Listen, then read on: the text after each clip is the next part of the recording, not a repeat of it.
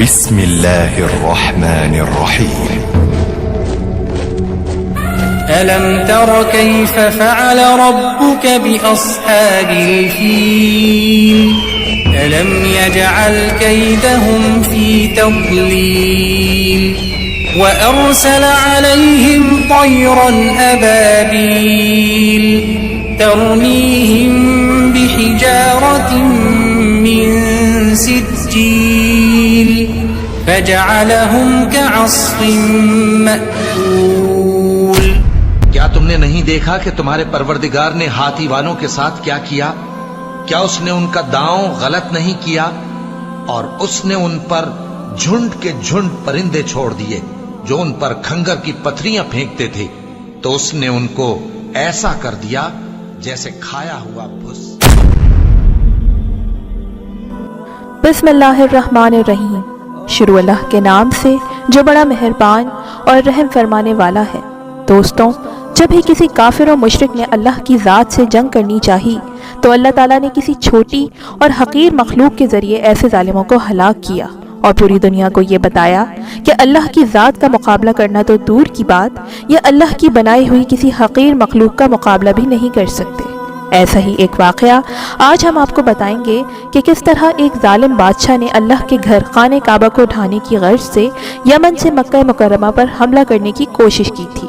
اللہ تعالیٰ نے مکہ سے تقریباً 10 کلومیٹر پہلے میدان عرفات کے قریب ان کی فوج پر عذاب نازل کر کے ان کے ارادوں کو خاک میں ملا دیا۔ قرآن کریم میں اس واقعے کا تذکرہ فرما کر نبی صلی اللہ علیہ وآلہ وسلم کو تسلی دی گئی کہ اللہ تعالیٰ کی قدرت بہت بڑی ہے، اس لیے جو لوگ دشمنی پر کمر باندھے ہوئے ہیں آخر میں وہ بھی ہاتھی والوں کی طرح منہ کی کھائیں گے۔ دوستوں، حضرت ابراہیم علیہ السلام نے اللہ رب العزت کے حکم سے مکہ مکرمہ میں خانہ کعبہ کی تعمیر فرمائی۔ عرب کے لوگ ہر سال وہاں حج کے لیے آتے تھے۔ خانہ کعبہ کا انتظام عرب کے قبیلہ قریش کے ہاتھ میں تھا، اس لیے دوسرے تمام قبائل قریش کو عزت و احترام کی نظر سے دیکھتے تھے۔ قرآن مجید کی سورہ فیل میں اصحاب فیل واقعے کا ذکر موجود ہے۔ اس واقعے کے مطابق خانہ کعبہ کو تباہ کر دینے کی نیت سے آنے والی ہاتھی والوں کی فوج اللہ کے حکم سے خود تباہ و برباد ہو گئی۔ دوستوں، عرب کے جنوب میں ملک یمن واقع ہے جس پر ایک زمانے میں عیسائی حکمران ابرہہ کی حکومت تھی۔ اس نے جب یہ دیکھا کہ لوگ جوق در جوق خانہ کعبہ کی زیارت کو آتے ہیں تو اس نے اپنے ملک میں خانہ کعبہ کے مقابلے میں بہت بڑا کلیسا تعمیر کروایا اور اس کی سجاوٹ پر بے تحاشا رقم خرچ کی۔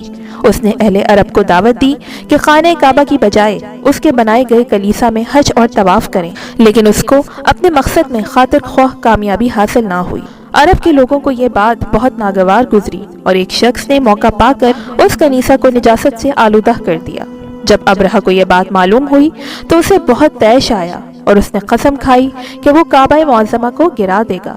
چنانچہ وہ اس ارادے سے اپنے لشکر لے کر چلا۔ اس لشکر میں بہت سے ہاتھی بھی تھے اور ان کا پیشرو ایک بہت بڑے جسم والا کوہ پیکر ہاتھی تھا جس کا نام محمود تھا۔ اس ہاتھی کی طاقت پر اسے بہت ناز تھا۔ یہ ایسا طاقتور ہاتھی تھا کہ موٹی سے موٹی دیوار کو بھی ایک ہی ٹکر مار کر گرا دیتا تھا۔ دوستوں، عرب لوگ باوجود کہ وہ مشرک تھے، سیدنا ابراہیم علیہ السلام اور اسماعیل علیہ السلام کے بنائے ہوئے بیت اللہ سے بہت عقیدت رکھتے تھے۔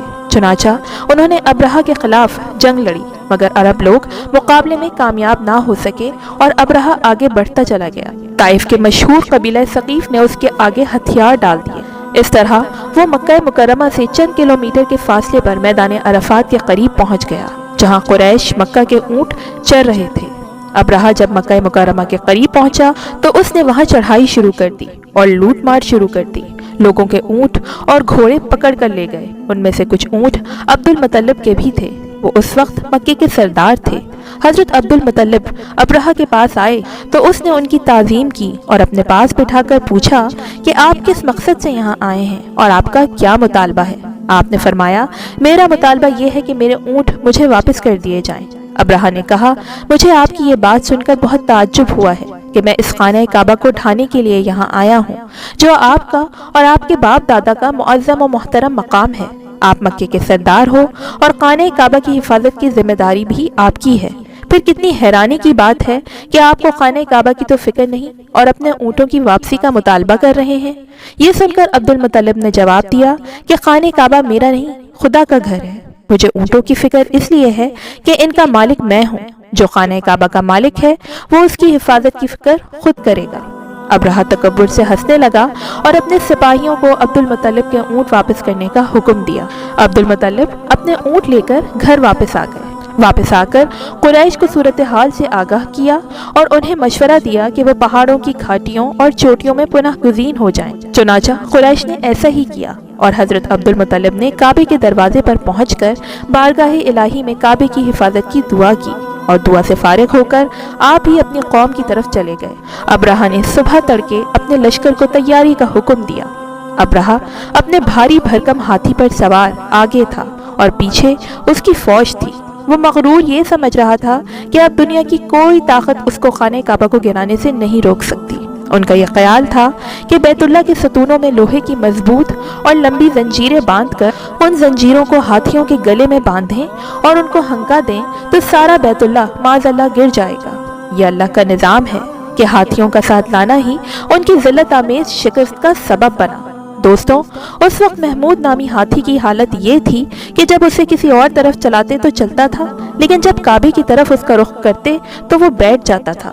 عین اسی وقت جب یہ لشکر مزدلفہ سے نکل کر وادی محصر میں داخل ہوا تو آسمان سے ابابیلوں کے جھنڈ دکھائی دینے لگے۔ ان کی چونچ میں زہریلے اثرات رکھنے والی کنکریاں تھیں۔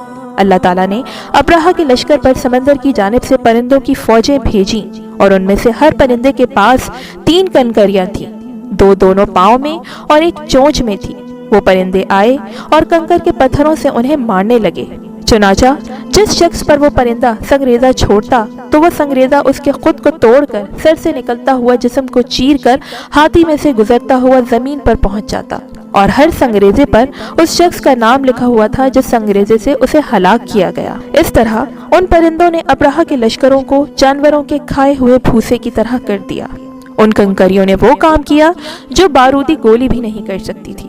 جس پر یہ کنکری لگتی اس کے پورے جسم کو چھیدتی ہوئے زمین میں گھس جاتی۔ یہ عذاب دیکھ کر سارے ہاتھی بھاگ کھڑے ہوئے۔ لشکر کے سپاہیوں میں سے کچھ وہیں ہلاک ہو گئے اور کچھ لوگ جو بھاگ نکلے وہ راستے میں مرے، اور ابرہہ کے جسم میں ایسا زہر سرایت کر گیا کہ اس کا ایک حصہ سڑ گل کر گرنے لگا۔ اسی حالت میں اسے یمن لایا گیا اور وہاں اس کا سارا بدن بہہ بہہ کر ختم ہو گیا۔ اس کی موت سب کے لیے عبرتناک ہوئی۔ اس کے 2 ہاتھی مکہ مکرمہ میں رہ گئے تھے جو اپاہج اور اندھے ہو گئے تھے۔